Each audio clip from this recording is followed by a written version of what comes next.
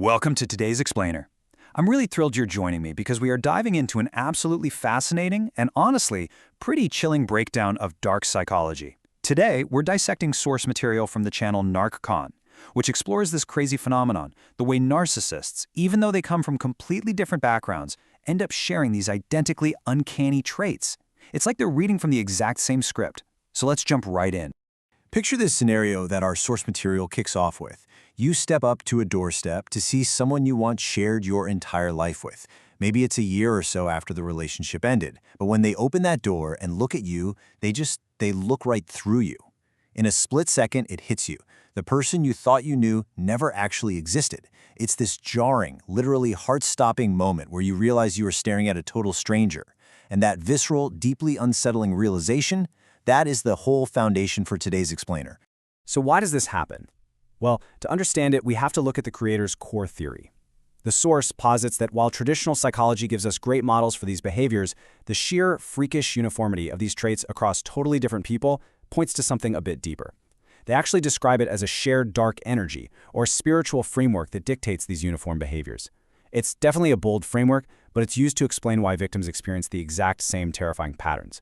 The argument here is that the sheer predictability of these 13 traits isolates them from normal human variants. It's just too identical to be a coincidence. All right, here is our roadmap for how we're going to unpack this.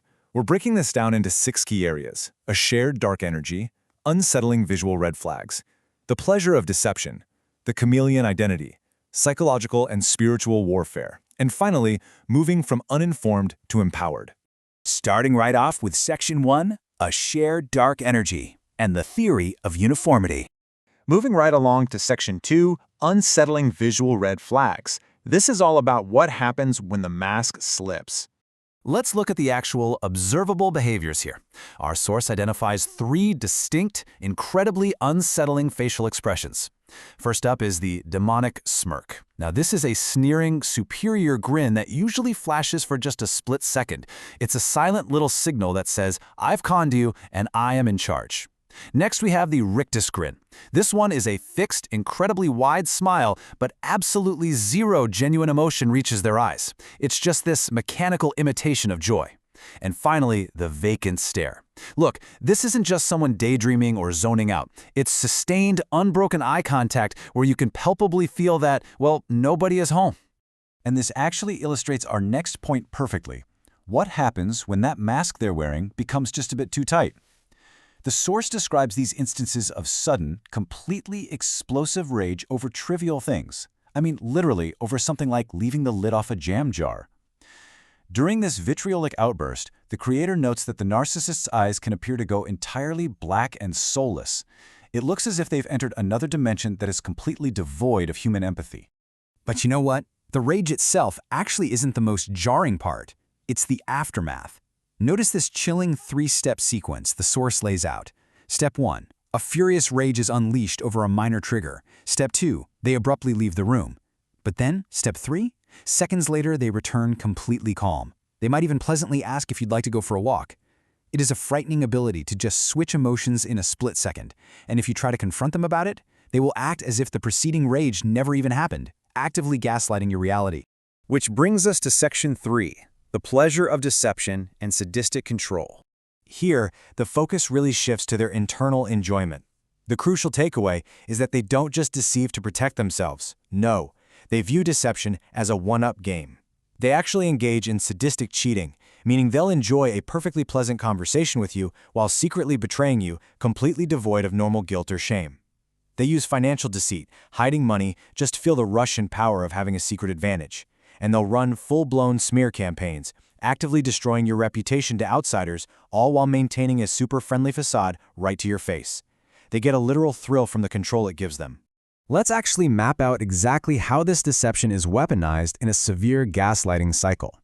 Point 1. The narcissist deliberately feeds you false information. Point 2. You, the victim, act on that information. You might even call law enforcement based on what they told you. Point 3. The narcissist then completely denies ever giving you that information, which, of course, leads to point 4. You are left looking totally unhinged and crazy to outsiders, including the police.